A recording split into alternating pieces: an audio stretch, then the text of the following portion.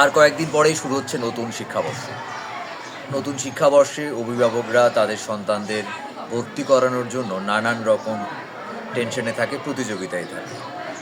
গাইবান্ধার গোবিন্দগঞ্জে প্রতিযোগিতা করে ভর্তি করার মতন শিক্ষা প্রতিষ্ঠান নাই।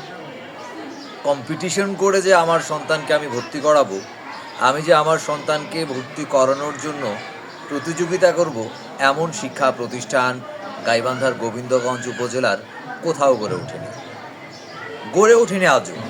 এত বছর পরেও গড়ে ওঠেনি।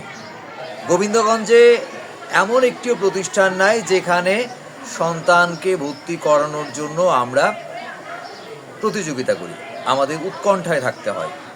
মানে শিক্ষা প্রতিষ্ঠানগুলো কতটা আস্থার সংকট তৈরি করলে এই জিনিসটা হয়। গোবিন্দগঞ্জে প্রাথমিক স্তর, মাধ্যমিক স্তর, এই স্তরে শিক্ষা প্রতিষ্ঠানগুলো আসলে আমাদের কাঙ্ক্ষিত যে প্রয়োজন সেটা মেটাতে পারছে না। এই প্রয়োজন মেটানোটা খুব জরুরি।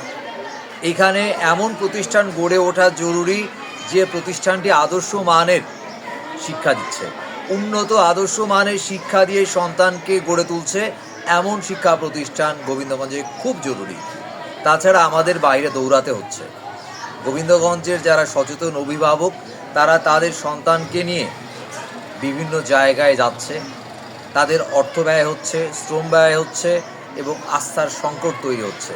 প্রকৃত অর্থে গোবিন্দগঞ্জের বিকাশের জন্য, গোবিন্দগঞ্জকে সমৃদ্ধভাবে গড়ে তোলার জন্য খুব জরুরি গোবিন্দগঞ্জে একটি আদর্শ মানের শিক্ষা প্রতিষ্ঠান, উন্নত আদর্শ মানের শিক্ষা প্রতিষ্ঠান গড়ে তোলা খুব জরুরি হয়ে গেছে।